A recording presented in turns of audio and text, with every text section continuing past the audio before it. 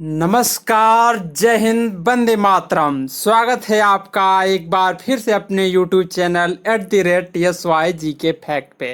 दोस्तों, आशा करता हूँ आप शानदार, ज़बरदस्त, मस्त और स्वस्थ होंगे और अपनी तैयारी में लगे होंगे। दोस्तों, आप किसी भी एग्ज़ाम की तैयारी करते हैं जिसमें हिंदी के क्वेश्चन पूछे जाते हैं तो आपके लिए ये वीडियो बहुत ही हेल्पफुल होने वाली है। दोस्तों, आप किसी भी एग्ज़ाम जैसे UP police, Bihar police, Madhya Pradesh police, Delhi police या बिहार टीचर की तैयारी करते हैं तो आपके लिए ये वीडियो बहुत ही उपयोगी और हेल्पफुल होने वाला है। दोस्तों, आप इस वीडियो को पूरे अंत तक देखिएगा और कमेंट करके बताइएगा दोस्तों कि आपको ये वीडियो कैसा लगा, और इसका PDF पाने के लिए आप टेलीग्राम लिंक ज्वाइन कर लीजिए। चलिए स्टार्ट करते हैं पहले क्वेश्चन से। दोस्तों, पहला क्वेश्चन है, इनमें से कौन सा कमल का पर्यायवाची शब्द नहीं है? दोस्तों, कमल का पर्यायवाची शब्द नहीं है, उसको बताना है। तो दोस्तों, कमल का पर्यायवाची शब्द नीरज होता है, जलज होता है और सरोज होता है। तो ऑप्शन ए इसका सही हो जाएगा। दोस्तों, लेखनी कमल का पर्यायवाची शब्द नहीं होता है। अगला क्वेश्चन देखते हैं दोस्तों, अद्भुत रस का स्थायी भाव क्या है? दोस्तों, अद्भुत रस का स्थायी भाव क्या है? तो अद्भुत रस का स्थायी भाव दोस्तों विस्मय होता है। ऑप्शन ए इसका सही होगा। दोस्तों, रस किसे कहते हैं? तो रस का शब्दार्थिक अर्थ होता है दोस्तों आनंद।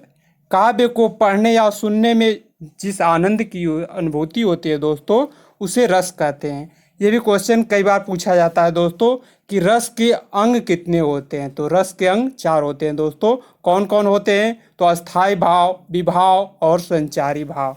दोस्तों, रस के कितने अंग होते हैं? 4 होते हैं। कौन कौन होते हैं दोस्तों? अस्थाई भाव, विभाव, अनुभाव और संचारी भाव। और ये भी क्वेश्चन पूछा जाता है दोस्तों कि रसों के प्रकार कितने हैं? तो दोस्तों, रसों के प्रकार 8 होते हैं। भरत मुनि के अनुसार दोस्तों रसों की संख्या 8 मानी गई है। और अस्थाई भाव कितने होते हैं दोस्तों? अस्थाई भावों की संख्या 9 मानी गई है। दोस्तों, जितने भी अस्थाई भाव हैं दोस्तों जरूर एग्जाम में पूछे जाते हैं। तो देख लेते हैं दोस्तों, श्रृंगार रस का अस्थाई भाव क्या होता है? तो श्रृंगार रस का अस्थाई भाव दोस्तों रति या प्रेम होता है। और हास्य रस का अस्थाई भाव क्या होता है दोस्तों? हास्य होता है। और करुण रस का अस्थाई भाव क्या होता है दोस्तों? शोक होता है। और वीर रस का अस्थाई भाव क्या होता है दोस्तों? उत्साह होता है। और रौद्र रस का अस्थाई भाव दोस्तों क्रोध होता है। और भयानक रस का अस्थाई भाव क्या होता है दोस्तों? भय होता है। और विभत्स रस का अस्थाई भाव जुगुप्स या घृणा होता है दोस्तों। और अद्भुत रस का अस्थाई भाव क्या होता है दोस्तों? कई बार एग्जामों में पूछा जाता है, अद्भुत रस का अस्थाई भाव क्या होता है? विस्मय या आश्चर्य का भाव होता है दोस्तों। और ये भी पूछ लिया जाता है दोस्तों, शांत रस का अस्थाई भाव क्या है? शांत रस का अस्थाई भाव दोस्तों निर्वेद, सम या वैतराग या वितराग होता है दोस्तों। और 2 अन्य रस हैं दोस्तों, वात्सल्य रस। वात्सल्य रस का दोस्तों वात्सल्य रति होता है। और भक्ति रस का दोस्तों भगवत विषय होता है। अगला क्वेश्चन देखते हैं दोस्तों। अगला क्वेश्चन है, सच्चे देशभक्त सदा अभिनंदनीय है। इस वाक्य में सच्चे किस प्रकार का विशेषण है दोस्तों? सच्चे देशभक्त सदा अभिनंदनीय है, इस प्रकार में सच्चे किस प्रकार का विशेषण है? तो दोस्तों, सच्चे किस प्रकार का विशेषण है? तो गुणवाचक विशेषण होता है दोस्तों।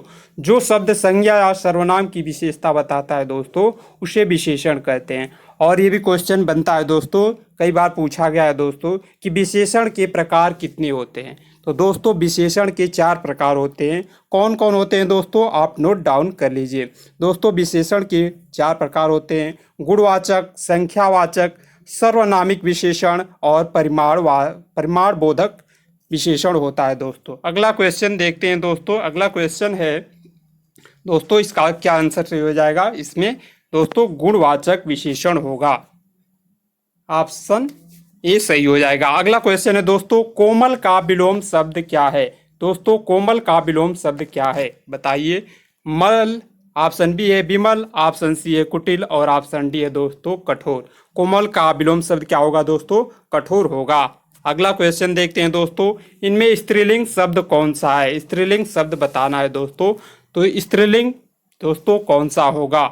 ऑप्शन ए दोस्तों मंत्रालय, ऑप्शन बी है सचिवालय, ऑप्शन सी है समिति और ऑप्शन डी है आयोग। कौन सा दोस्तों स्त्रीलिंग है। दोस्तों स्त्रीलिंग पहचानने के लिए आप एक वाक्य प्रयोग कर सकते हैं, अच्छा और अच्छी का प्रयोग करके बना सकते हैं। दोस्तों मंत्रालय अच्छा होता है, सचिवालय अच्छा होता है, तो ये पुल्लिंग है दोस्तों। और समिति अच्छी है, दोस्तों समिति अच्छी है, तो इसमें स्त्रीलिंग ऑप्शन सी इसका सही हो जाएगा। अगला क्वेश्चन है दोस्तों, इनमें से उपसर्ग सहित शब्द कौन सा है? उपसर्ग सहित शब्द बताना है दोस्तों, कौन सा है? तो दोस्तों प्रयोग, प्र प्लस योग दोस्तों प्र उपसर्ग होता है, ऑप्शन ए इसका सही हो जाएगा। दोस्तों अगर वीडियो अच्छी लग रही है तो इसे अपने भाइयों दोस्तों में शेयर कीजिए और आगे क्वेश्चन का आंसर बताइए। दोस्तों अगला क्वेश्चन है, कृष्ण ने कंस को मारा। दोस्तों कृष्ण ने कंस को मारा, इस वाक्य में कारण क्रमशः कौन सा है? दोस्तों कौन सा कारक है दोस्तों, इसको बताना है। कृष्ण ने कंस को मारा, दोस्तों कृष्ण ने, कर्ता ने कर्म को, दोस्तों इसमें कौन सा हो जाएगा? तो कर्ता, कृष्ण ने दोस्तों, तो कृष्ण ने कर्ता हो गया और कंस को मारा दोस्तों कर्म हो गया, तो इसमें कर्ता और कर्म कारक होगा, ऑप्शन सी इसका सही होगा दोस्तों। अगला क्वेश्चन है दोस्तों, चमत्कार की क्षमता रखने वाले एक ही श्लोक को कहते हैं। दोस्तों कौन सा श्लोक कहते हैं? तो उसे मुक्तक कहते हैं दोस्तों, ऑप्शन ए इसका सही हो जाएगा। ये सारे क्वेश्चन टॉप सेलेक्टिव क्वेश्चन है दोस्तों, किसी न किसी एग्जाम में पूछे गए हैं दोस्तों, तो आप इसको ध्यान से नोट डाउन करते चलिए। अगला क्वेश्चन देखते हैं दोस्तों, जो वर्ण अथवा मात्रा की संख्या से नियमित हो उसे कहते हैं। दोस्तों उसे क्या कहते हैं? जो वर्ण अथवा मात्रा की संख्या से नियमित हो उसे क्या कहते हैं दोस्तों? तो उसे छंद कहते हैं दोस्तों, छंद कहते हैं, ऑप्शन ए इसका सही हो जाएगा दोस्तों, छंद कहते हैं। ये भी क्वेश्चन बनता है दोस्तों कि छंद के कितने प्रकार होते हैं? तो दोस्तों छंद के 3 प्रकार होते हैं, कौन कौन? वर्णिक छंद, मात्रिक छंद और मुक्त छंद। वर्णिक छंद वह होता है दोस्तों कि जिसमें वर्णों की संख्या होती है जो कि समान होती है, और मात्रिक छंद में दोस्तों मात्राओं की संख्या समान होती है, और मुक्त छंद होता है दोस्तों उसमें न वर्णों की संख्या समान होती है और न ही मात्राओं की संख्या समान होती है।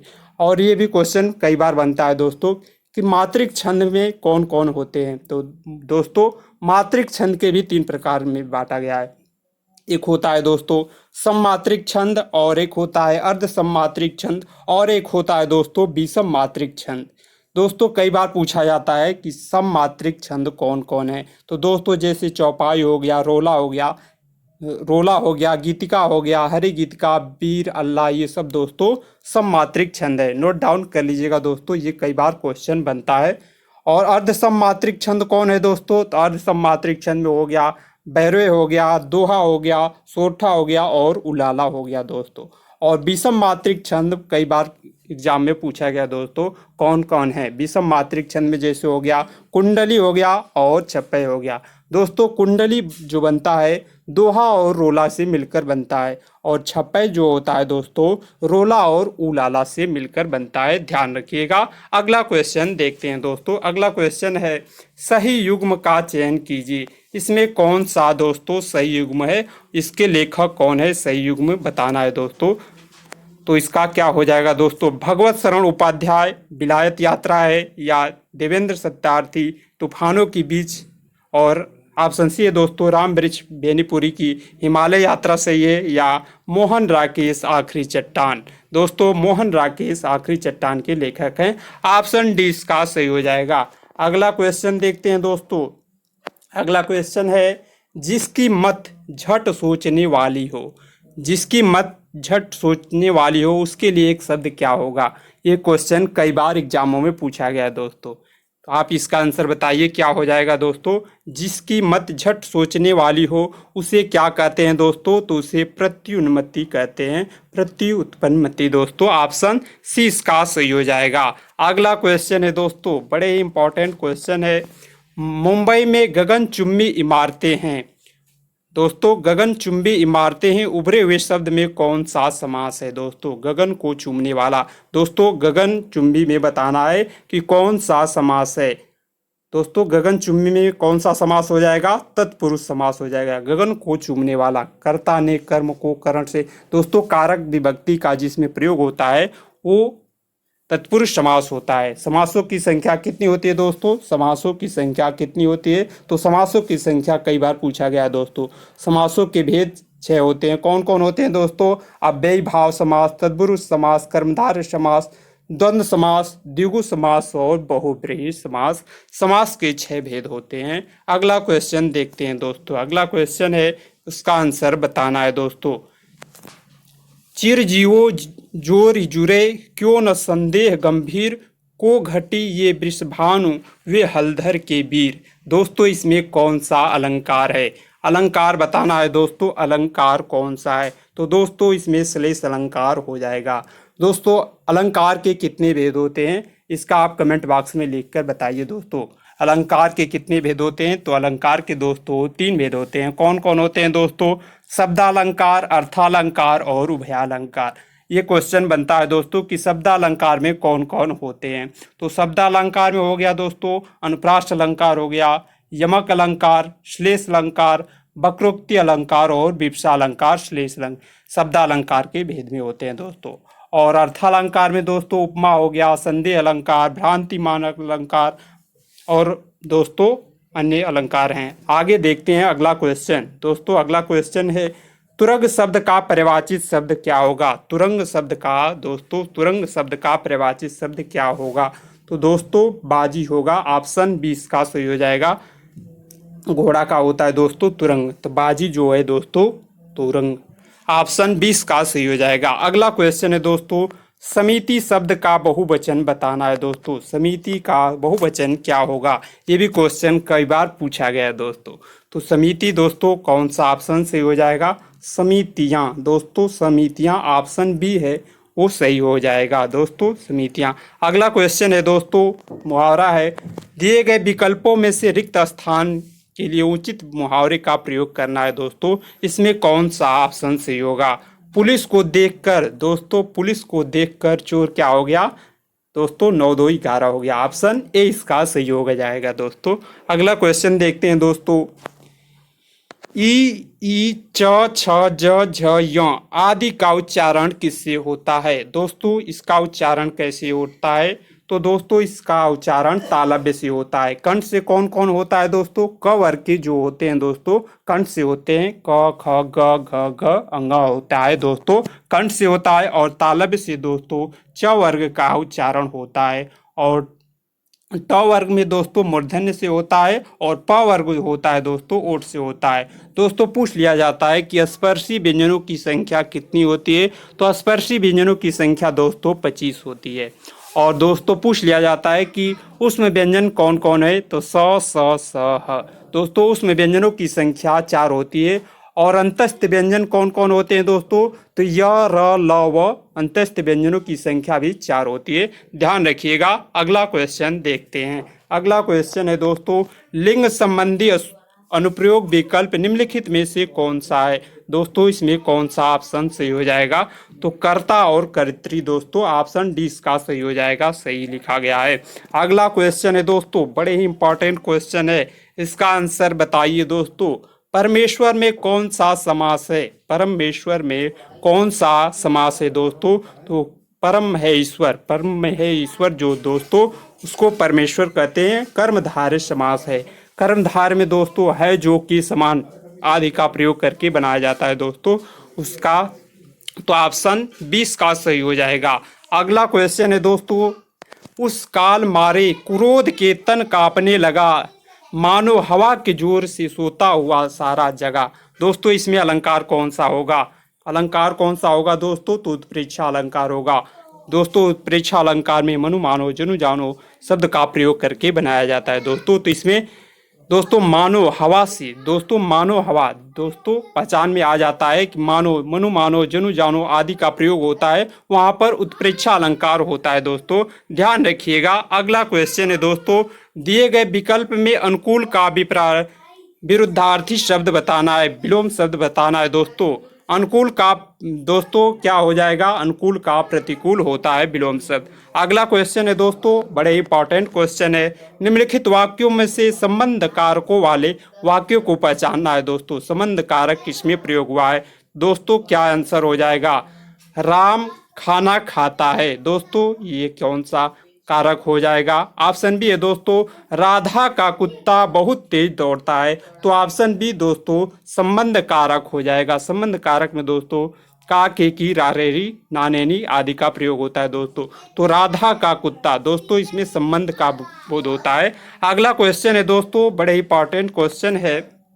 निम्नलिखित में से स्वर संधि को पहचानना है। कौन सा स्वर संधि है दोस्तों? स्वर संधि, संधि के कितने प्रकार होते हैं दोस्तों? 3 प्रकार होते हैं। कई बार पूछा गया दोस्तों, संधि के 3 प्रकार होते हैं। कौन कौन होते हैं दोस्तों? स्वर संधि, व्यंजन संधि और विसर्ग संधि। स्वर संधि के कितने भेद होते हैं दोस्तों? 5 होते हैं। कौन कौन होते हैं दोस्तों?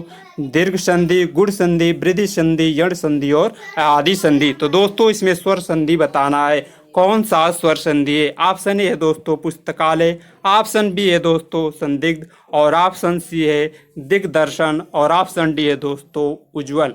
कौन सा सही हो जाएगा दोस्तों? तो स्वर संधि के दोस्तों पुस्तकालय है। पुस्तक प्लस आलय दोस्तों पुस्तकालय। तो ये दीर्घ स्वर संधि है दोस्तों, ध्यान रखिएगा।